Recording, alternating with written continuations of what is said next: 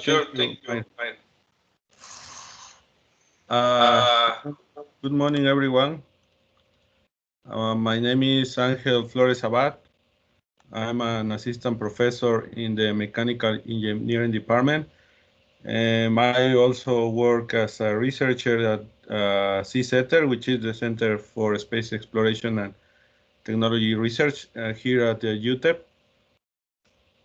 And today I'm gonna talk about my areas of interest and some of the projects I'm working on and some of the projects I'm planning to work.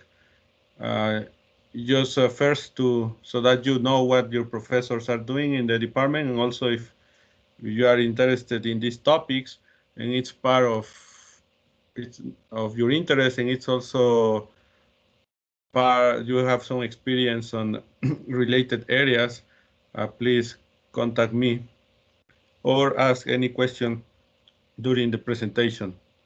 Thank you. Okay.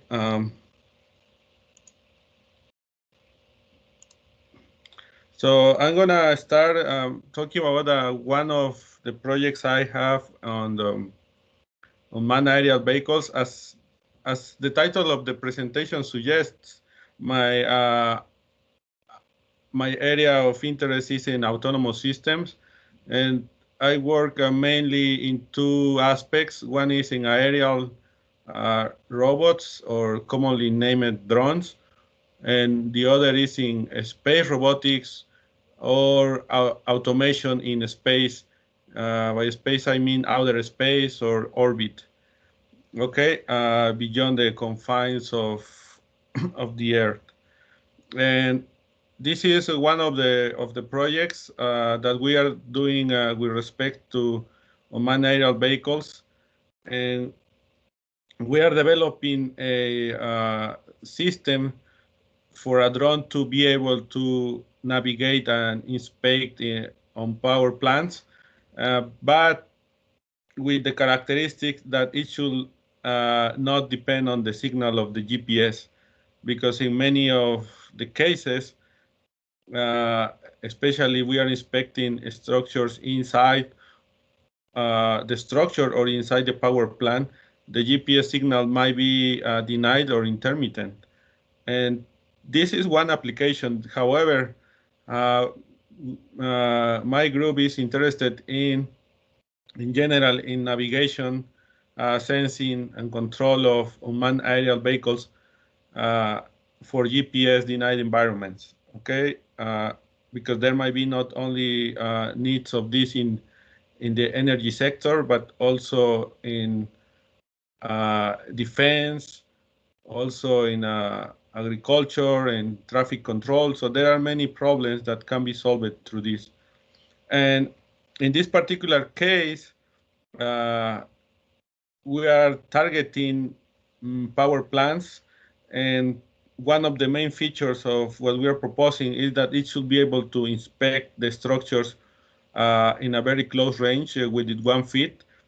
To the best of our understanding, current available methods cannot achieve that close range. And what we can see, for example, in the pictures is that currently we can still see most of the people inspecting power plants assets manually.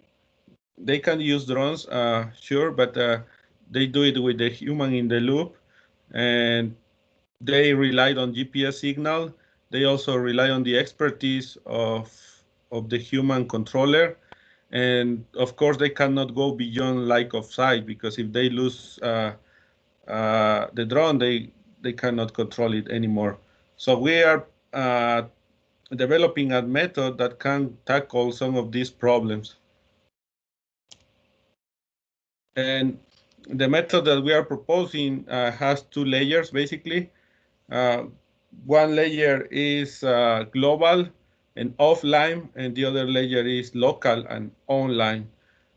Global and offline, it's because it's based on a map that already supposed to exist.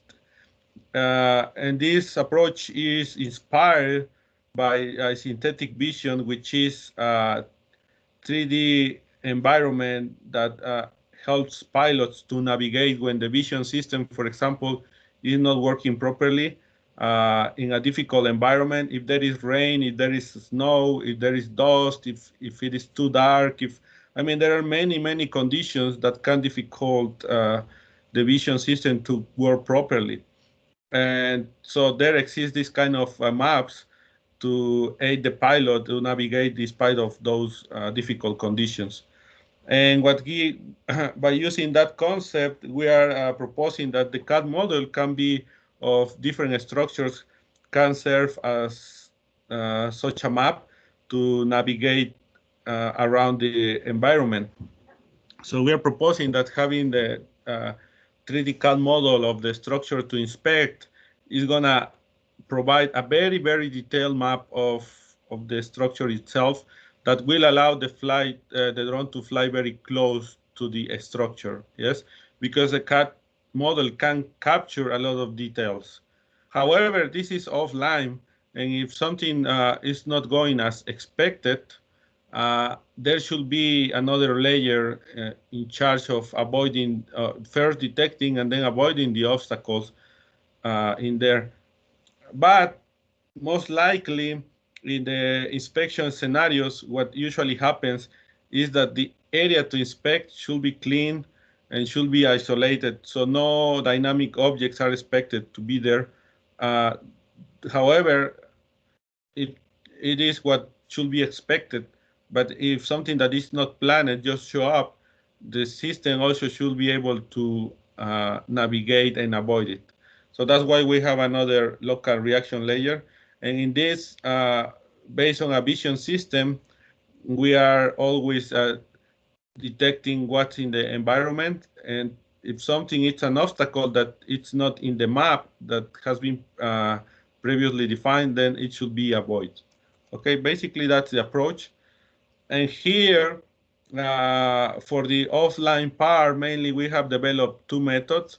One that is totally based on the CAD model, and another method that uses kind of advanced manufacturing techniques. So what we are doing in here is that once we have the CAD model of the structure to inspect, we can apply one of the advanced manufacturing techniques, for example, additive manufacturing, to build the flight path for the drone, because 3D printing software and algorithms have the capability of generating this path on the shell of the structure. Yes, so what if we use that shell as the flight path? I think that is possible because we will be able to get around all the details, and by doing some modifications and adaptations to common 3D printing software and defining the layers. So we are going to use that also as a trajectory generator for the drone. This is just a basic example from a case study of the power plant. Here we have the boiler. Yes, so the boiler is one important structural component in most of power plants. So we are using this as case study. We generate the CAD model. From there, we introduce it to a additive manufacturing software, and then we can obtain the flight path for the drone to follow. Yes, just if we command the extruder of the 3D printer to do it on the shell or the surface of the structure, that'll be good enough to generate the X, Y, Z coordinates for the drone to follow. So that is one approach of the offline trajectory generator. And then here I'm showing the drone platforms that we are using for this study. The first one on the left is the Intel Aero Ready to Fly drone, which is was sold by Intel but has been discontinued. So this was our starting point platform, and then because it was discontinued and it didn't have enough USB ports and capabilities to connect different hardware and also to program the software, we had to change to a new one, which is a more open source platform. So basically, we have built it from scratch, um, from generic platforms. And we have added 1, 2, 3 cameras. One is for the navigation. The other is going to be it's for the obstacle detection and avoidance. And the other, this tiny one, is the actual visual camera, an RGB regular one. We have a flight controller and an onboard computer here. And that's the updated version that we've been using lately. So for the crack detection or damage detection of the structure, we have also applied artificial intelligence based methods because they have been already showing good capabilities for these tasks. So we have run some examples to be able, if we are able to capture a few of the defects on the structures with this camera. So first we take the pictures to generate a data set for training the neural networks. And then we apply the artificial intelligence techniques. And then here we can see the output of it, how we can detect the different defects on the structure and also show the environment in a 3D visualization. So this one's one of our first attempts for doing that.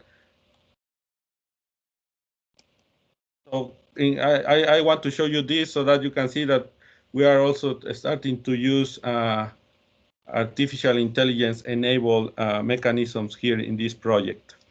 This is one of the flights that we have performed in the hangar at Fairbanks. This hangar is part of the research facilities of CCETER, where the drone can navigate. Basically, here it's just a test to take some pictures of the wall so that we can later use them for inspection. Here, what we are testing is just the autonomous flight algorithms without GPS. So this is based on vision-based navigation. Again, no GPS signal at all in there. Not external vision system. Everything is on board. And we have tethered it. We are using a cable to prevent accidents happen.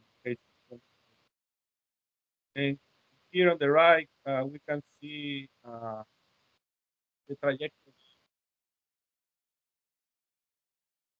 in green, red, we have direct trajectory, and we are Dr. kind of, Flores, I'm yes? sorry to interrupt. You're cutting out a little bit. Do you think you could explain again the trajectory? Sure. Thank you. What I was saying is that in here in the graphs we have the trajectory of the drone in the XY plane.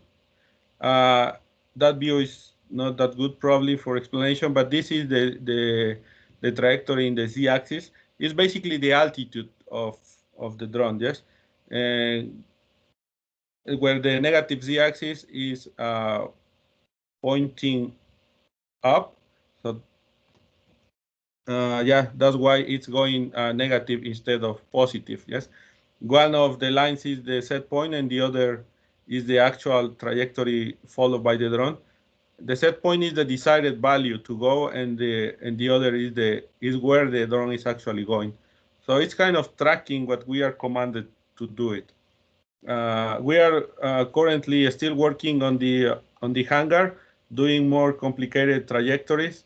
One of the issues we are facing is that the vision system that uses for navigation requires that the environment, the surrounding environment, has different images. You cannot have a very constant environment because then the vision system cannot detect easily changes in the motion of the drone. So the more different the environment is, or the more diverse, the better the navigation system will behave. And then the images that have been acquired through that flight were also recorded, as you can see here from this video. Okay, and then another thing that I want to show is that the environment can be actually reconstructed from those images, even if we don't have a CAD model of the structure that we want to inspect. We can also generate it with the available technology. We can fly the drone previously beforehand, and then obtain the map of the system, and then obtain the CAD, and then generate the trajectory to follow by the drone. We can also always do that, yes? The tool that we are using here is called photogrammetry, or a structure from motion. That's the concept that we are applying in here. Okay, that was one of the projects. Again, this is just the project we are developing now, but we are constantly looking for opportunities to apply for and do projects in general in the navigation, guidance, and control of drones, and mainly in GPS-denied environments, mainly in difficult environments. For example, if the environment results to have dynamic objects, it's going to be difficult for the vision system to detect them and to track them. So that is another thing. If the environment is too dark or too light or dusty, or I mean anything that is difficult, we would like to address those topics and try to solve the problems. Okay. Another area that we are interested on is in on-orbit manufacturing. This is related more to the space area. And in here, we are working on achieving this on-orbit manufacturing. The reason of this, or the idea behind, is because currently launch vehicles have a limited mass and volume requirements for payloads. So that means you can launch to the space just a determined amount of kilograms, and also a determined amount of volume. So you cannot send to the space already big structures, but you can send probably small ones and assemble them, or you can also actually send the raw materials and start building in the space. That will save a lot of money as well, and will allow to build very large structures in space. One of the advantages of the space environment is that the gravity is very, very low, it's close to zero, so that the weight is not acting on the structures as it is here. So the structures are lighter than here, so you can build larger ones, and you can move larger objects with small forces and small torques. So that is one of the advantages. However, also not having gravity, it's a problem, because you don't have a fixed point to start working with or to start building. So another problems in the space environment, of course, is the vacuum that there is in there. That means the atmosphere is also null, or almost nothing. And so there is no atmosphere, and the extreme temperatures that you can find there, radiation, and many other problems. But we have started working towards that, and hopefully at some point we can have a good achievement. And this is also important for the future space exploration to maintain sustainability, because if we can do on-orbit manufacturing, then we can use the resources that are already available there in the moon, in the asteroids, or in other planets. So we don't need to carry all the resources from Earth to the space. We can reuse them over there. So that's why it is important. The state of the technology currently is that there has been already some 3D printers sent to space, but mainly to the International Space Station. This International Space Station is like a laboratory on orbit, but it's of course it's enclosed. The temperature is controlled. The vacuum level is controlled. The only thing that cannot be probably controlled is the gravity, but you can fix the structures to a bigger to a structure that are bigger, and then you are not really floating. That is more or less what has been done so far. Of course, there are already different research groups and companies and agencies like NASA working on this a lot.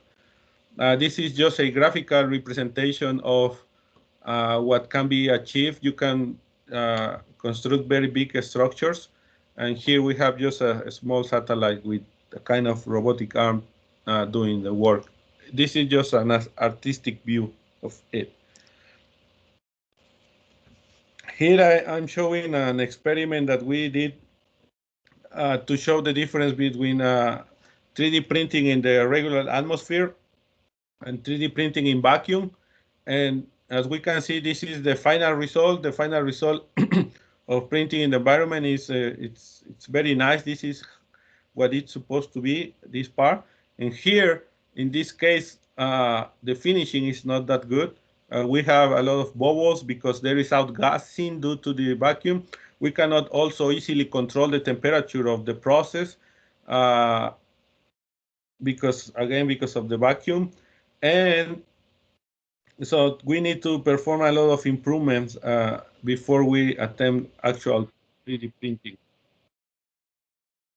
So this is a robotic arm doing a task inside the vacuum chamber. One to the left is the same vacuum chamber, but level of control of low pressure. So it's basically working in a regular environment. One to the left, right.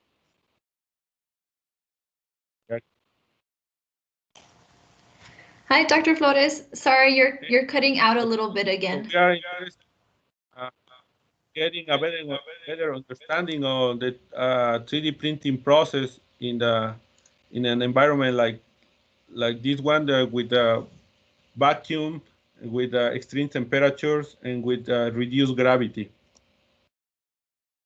Another area of interest is space robotics for on-orbit service. This is again one example of on-orbit service. We can see that currently there are a lot of satellites, and some of them are working, some of them are not anymore because either they got malfunctioning or they just ran out of fuel or something was broken, or there is some tools in there, and so a lot of space debris. So there will be a point that the problem of having this is going to be very big, and there is already people trying to solve it. And one of the approaches is using, again, robotics technology to capture the different objects and then put them in another orbit that does not cause many problems. Or if it is a satellite that can be refueled, then they are proposing to refuel it. Or if, I mean, there are many reasons why an object in orbit should be first captured and then decide what else to do with it, either fix it or put it somewhere else. Okay, that is what the on-orbit service is. And here is just a simulation of one of the methods that we've been working on. And when a robotic arm mounted on, for example, on a satellite is trying to capture another satellite for servicing it, the interaction forces between them are going to be big because the velocities are big. So one of the approaches is trying to control the robot so that the contacting forces direction passes through the center of mass of the servicing system, so that the attitude disturbances are not that big, only linear disturbances. But linear disturbances in orbit are not such a big problem, but the changes in the orientation are. So this is one of the projects we are developing, and this is just to show that in order to solve this problem, we need to do a lot of kinematics, dynamics, controls, math, and all those things that we are learning here in engineering. This is a laboratory level example that I'm showing here in collaboration with Carleton University. They have this facility, and I've been collaborating with them to study this type of problems. So this is supposed to be a satellite mounting that has a arm on top of it, and in this table in here is a granite table with a very low friction coefficient, and underneath this cube structure, there is some air bearings that allows the system to move freely without friction, simulating reduced gravity in 2 dimensions. That's why there exists this kind of facilities. So if you notice, when the robotic arm moves, also the red box moves in reaction to the forces. So the red box is not there, so it's just moving freely. So these are the type of things that can test here in ground. So again, I showed before how to simulate environment. This is how to simulate reduced gravity environment dimensions.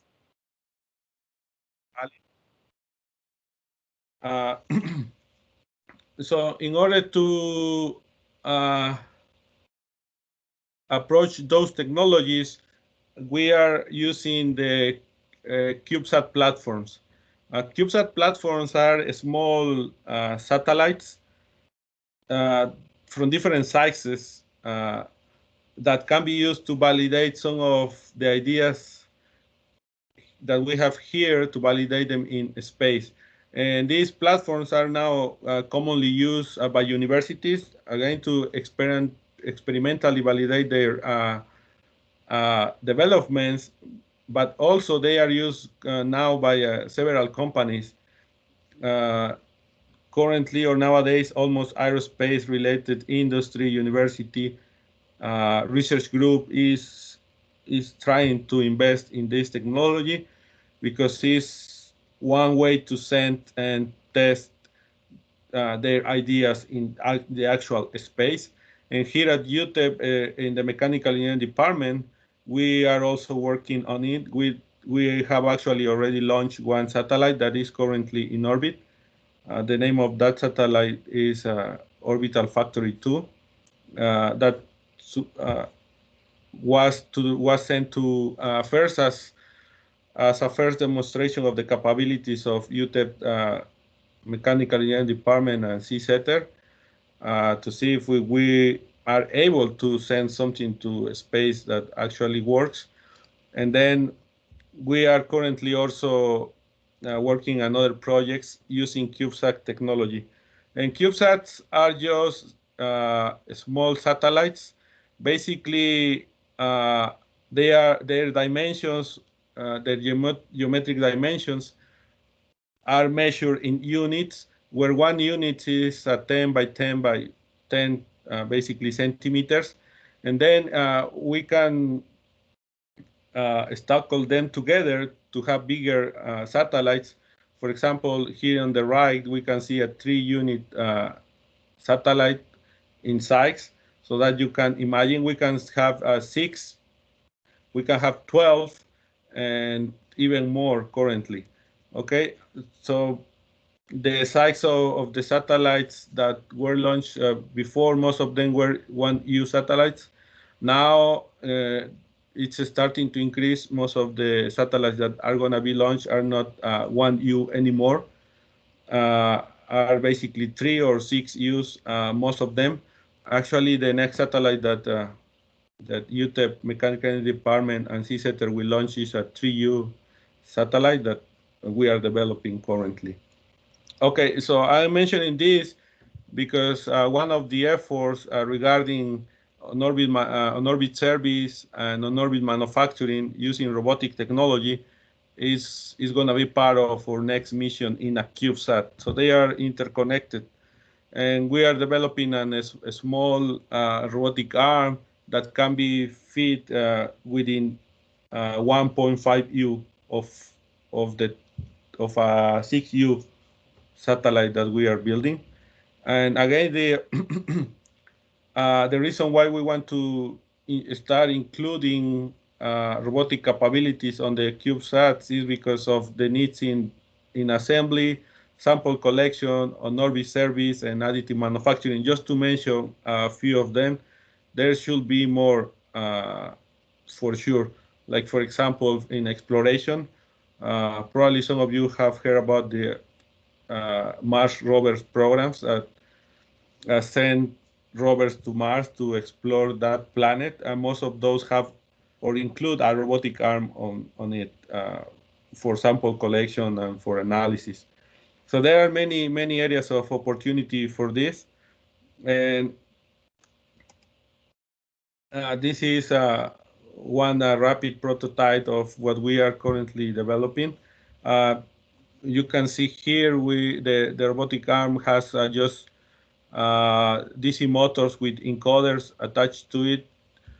The encoders are going to provide with measurements of the position and velocity of the joints of the robot so that we can further calculate the positions and velocities of different parts of the robot. Okay. This is a first version that has been prototyped. As I mentioned before, the idea is to put this robotic arm in a bigger satellite. This is just to show how it's going to be looking into a bigger structure. Some of the features that this robotic arm has is has DC motors for actuation and encoders for sensing. One thing that we want to include is going to have interchangeable N effectors to perform not only one task, but different tasks. For example, we can put a gripper for picking and place activities. We can put a 3D printer nozzle with raw material to do 3D printing. And we can switch the N effector depending on the different tasks that we want to develop. It's going to be controlled through an NVIDIA Jetson Nano. And most of the controllers in autonomous systems currently are going to the Linux operating system. And this platform will require that. And in particular, we want to use Ubuntu distribution. So if you like software, if you like playing with the different operating systems, this type of project require a lot of that. And there is one framework that it's already part of, or that can be included in Linux, that is called Robotic Operating System. This has already some functions for robotics in a specific that can help a lot in implementation control algorithms. Okay.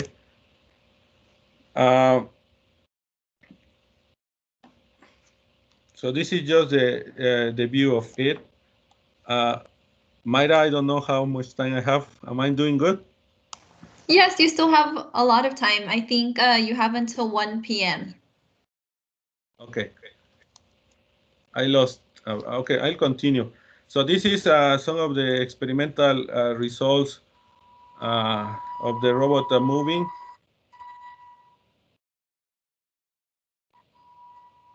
Still under development. The one on the left is trying to show how different N effector can be taken from the CubeSat and then can be returned. This is just a general N effector. It doesn't have a particular form yet.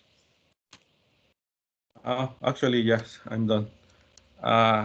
Thank you all for your attention. Now I'm open for questions. If you have any questions, feel free to raise your hand on the toggle above or type it in the chat.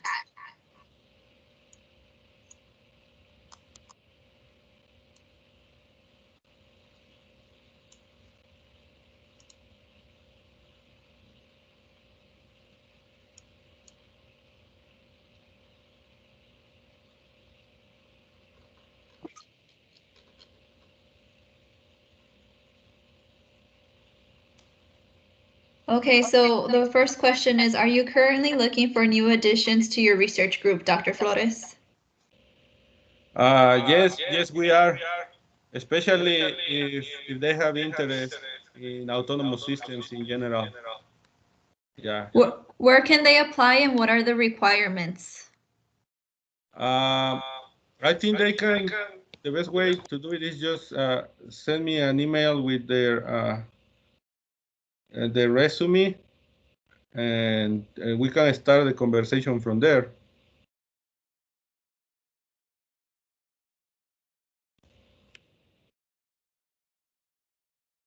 Could you hear me, Mayra?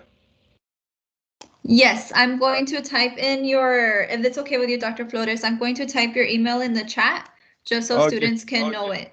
Okay, perfect. Yes, please. Sorry. And then another student is asking if they can still apply even though they are freshmen. Definitely. If they are freshmen and feel some attraction for these areas, please contact me. Are there any requirements, Dr. Flores? Like GPA, citizenship, classification? Yeah. Some of the projects that you're working on has US citizenship requirements. Some of them does not have this. GPA is, I mean, we are always looking for good GPA. Sometimes that is not. After a conversation with the students, maybe we realize there's common interest and can go ahead. Yeah, but the GPA, having a good test would help. Maybe desirable 2.5 or above, but it's not a big requirement, so don't hesitate to contact me if the GPA is an issue. So that should not stop, please.